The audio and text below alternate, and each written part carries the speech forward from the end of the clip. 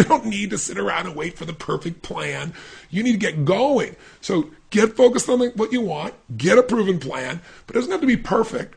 Get a partner, somebody who's already succeeding, a role model, and make them your partner and get going. Get the momentum going. I have a key thing that I teach people around this, and that is, if you're going to succeed, never leave the sight of setting a goal without doing something towards its attainment. What I mean by that is, when you get in state and you say, okay, I'm really going to do this, that moment you got to take action. Or you say, I'm really going to lose this weight. I'm going to transform my relationship. I'm going to start my own business. I'm going to turn my finances around. I'm going to learn a new language. I'm going to whatever. I'm going to connect with my children. I'm going to connect. I'm going to meditate. I'm going to go to church. I'm going to do whatever I'm going to do. Lock it into your schedule. Call somebody up right in that moment. Book a meeting. Set up a chance to work out. Do whatever it is, but do it in the moment. Because in that moment you have momentum. In that moment, if you do something that commits you to follow through, you'll take the second step, the third step, the fourth step, and so on. If you've ever been to the Firewalk, you know the power of that event. Unleash the power within, and you know that all you got to do is get yourself in state, and you take that first step. That's all you got to do. Take that first step. The hardest part of working out is getting to the gym. The hardest part of turning your finances around is telling yourself the truth and getting with somebody to coach you to the next level. Hardest part of a relationship, walking across to connect with them and saying those first words. Hardest part of the Firewalk, take that first step. But once you take that first step, baby, you'll take the second, third, fourth, fifth, and sixth steps, won't you? You get momentum because you've started the process and now you're committed. So make sure you get that process of momentum going in your life. Fifth thing that I'd say is keep yourself going.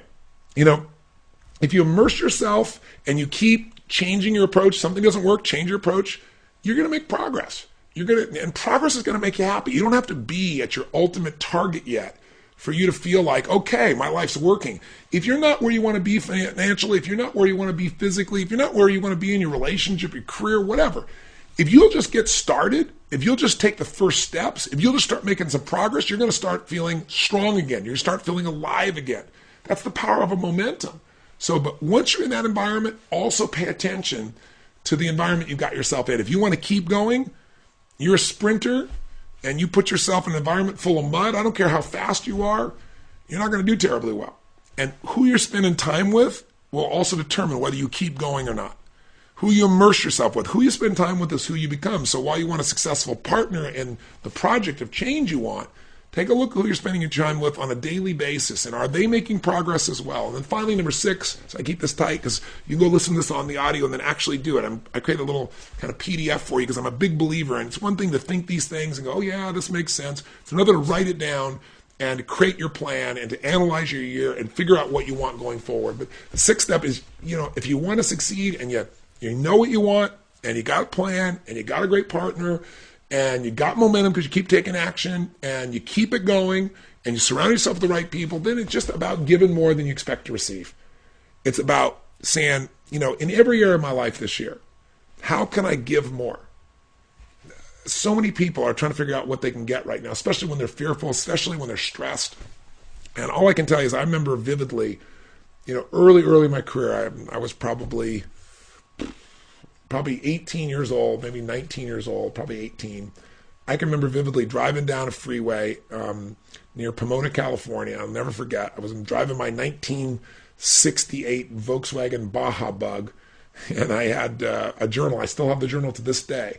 And I wasn't doing well, and I was frustrated, and I was upset that things weren't going my way, and I was struggling financially, and I really wanted to do well, and I wanted to help people, but I was getting more caught up, and I wasn't doing well. And I pulled over the side of the road, and I wrote on this full page, still have it today, I wrote, "The secret to living is giving."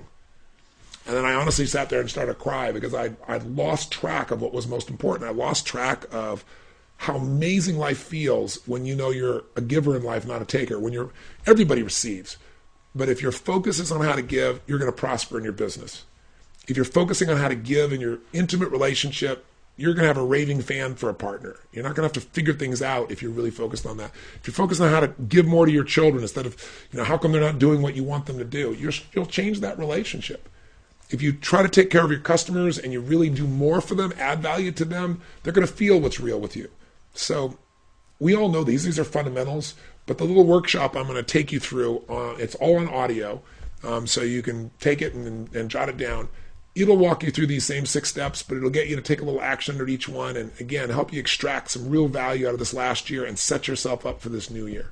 So I hope you'll take the time to give yourself this little gift. Set a time, 45 minutes to an hour.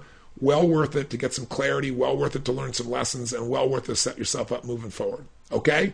You'll get some more of these videos from me. We'll do a few more of these pieces out there for you. And again, I'll keep you posted on some of the new programs and some of the new events we're going to create for people to deal with the challenging times that are there and learn how to take advantage of them.